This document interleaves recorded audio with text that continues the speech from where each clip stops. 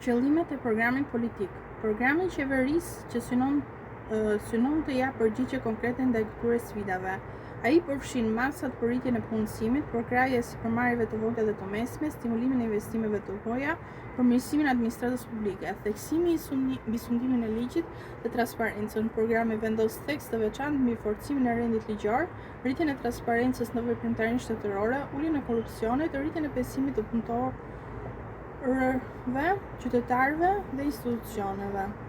Dimensioni politik. Miratimi i programit pasqyron stabilitetin e majorancës, aftësinë për të mobilizuar shumicën parlamentare në zbatimin e reformave,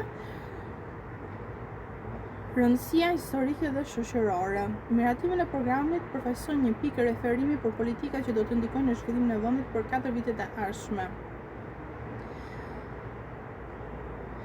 Ai krijon pritshmëri të larta tek qytetarët, shoqëria civile, zbatimin e reformave dhe përmirësimin e standardeve të jetës.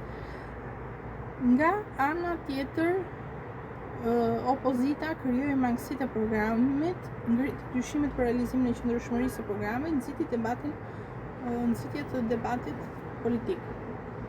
Debatet dhe tensionet në kuvend gjatë miratimit të programit.